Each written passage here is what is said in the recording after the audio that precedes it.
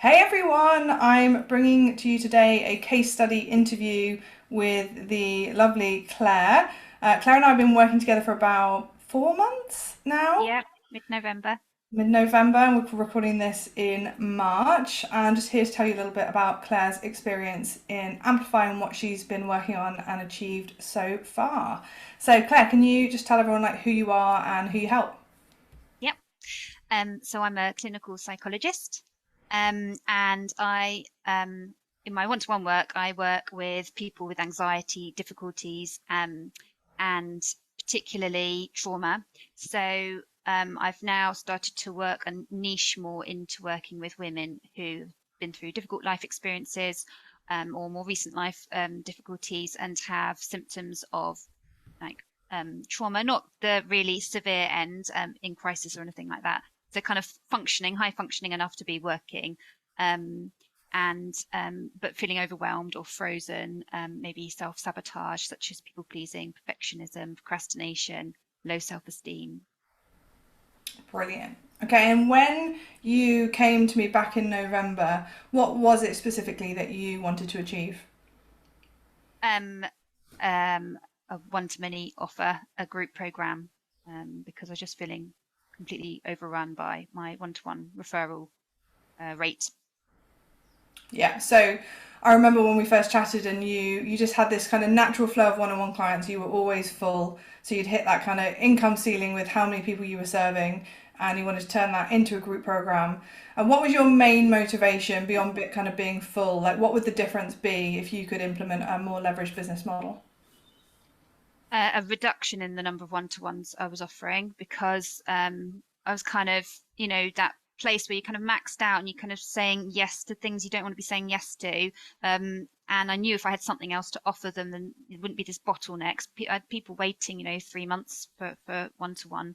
Um, and that just seems to be getting worse, post-pandemic and NHS crisis. People are wanting stuff and there's nothing for them. So I was quite keen to be able to offer something from that perspective, but also to improve my income. Just made sense that there was an opportunity and it wasn't being made the most of, so that I can, yeah, just take my foot off the gas a bit more than I do, especially being self-employed. If you're off sick and stuff and you're not earning, to have a bit more kind of comfort with a steady income Totally. was a big motivation. Awesome. So then, if you think about what you've done in Amplify so far, like what specific frameworks have you implemented to help you progress your one-to-many offer? Um, so yeah, you take us through pulling together your program quite quickly, so you've got an image in your mind of where you're going, which is good because I already had it, but it was like free form, so it kind of brought it all together. And then I really liked then going off and doing some market research calls and just began to immediately feel quite tangible and to get some positive feedback or just any critical feedback as well was just really helpful. And people giving me ideas from their much market research calls I was able to incorporate. So it began to kind of feel like it was coming together quite quickly. And then what else have I used? the I mean, you also include in the program how to deliver the modules to a certain degree, like how to kind of entice people and tease people with the next step and what to expect in that teaching. That was quite helpful because I don't think I would have thought to have done that, and I don't think I realized you were doing it when I was watching you like teaching. So that was quite helpful. To keep people motivated.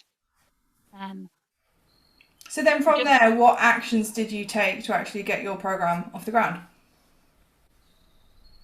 um, I put a date in the diary. I had one person from that who was just like, "Yeah, I'm really ready to go." I was like, oh, "Okay, that's good. So I better better do it then." So I put a date in the diary, and then I just used the techniques that you teach, um, which was like hand raising, just going out to the people who are already in your audience and just inviting them to come and raise their hands to see if they want to join you.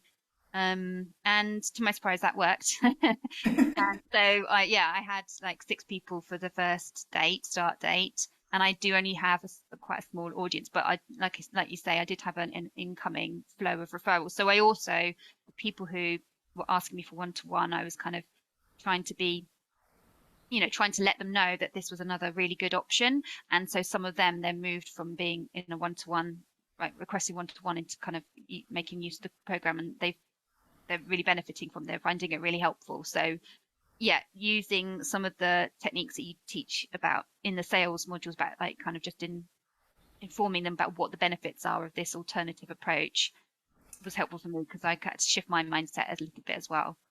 I remember you being quite like hesitant about like, well, people are coming to me for one-on-one, like I can't sell them into a group, which is like a really common mindset, right? People want this one thing. And I kind of noticed you getting more confident with the let me talk to you about like this other option that would actually serve them and you, and it not Yeah, being like a second rate option to your yeah, one-on-one. yeah, definitely. I think that just came with a bit of practice, and then also, when I was assessing people, so I'd have that initial kind of 10-minute chat just to find out like roughly what they were looking for, and then book another like 30 or 40-minute screening assessment. So not a full psychology assessment like I'd normally do, but a kind of more like narrow assessment, just to kind of get a feel for what they needed. I was able to then say, well, actually, my recommendation is this because of this, this, this. Like, for example, you get things in a group program that you don't get in one-to-one. You get more heads, you get a feeling that I'm not alone, and you get that more accountability in a way, because you've got everybody kind of sharing a little bit of what their goals are. So there's a lot of lovely stuff that you get with that. So that kind of was a benefit, I think, to kind of be able to sell that. Plus, I had one person who was on my mailing list and had seen me kind of invite people to join my Untroubled program, who was enjoying her one-to-one work, was kind of coming to an end, saying, "Oh, I really like the idea of being with a group of other women. Can I join that?" And I was like, "Oh, yeah, I don't see why not. I think it would complement your work." So that kind of again filled me with a bit of confidence that this was a nice option that people were choosing over and above their one-to-one anyway. Totally. And I love that because, I think it's one of the beliefs that people have to get over is this idea that group is second rate, because I actually like think on so many levels it's better than one-on-one because they realize they're not alone, they have the accountability as well. So you got your first cohort off the ground Yeah. and you've just done your second like monthly enrollment. So how many people are you welcoming into your next kind of introduction into the program? So 4 definites and 2 more maybe, so it'll be 6. Awesome. So, and then like, how does it feel at this stage then to have been on like your second intake? Like, what will this enable you to do next in your business? Yeah, it feels good because I've finally been able to feel like the possibility of reducing my number of one-to-ones every week is on the horizon. And I've actually put a date in the diary when I want to have moved from being 15 one-to-one slots a week down to 12, and then also in the future maybe reducing it down to say 10. But yeah, so the 1st of June, I'm kind of planning to have reduced 15 down to 12. So that's really exciting. What else was the question? What are you excited to do next?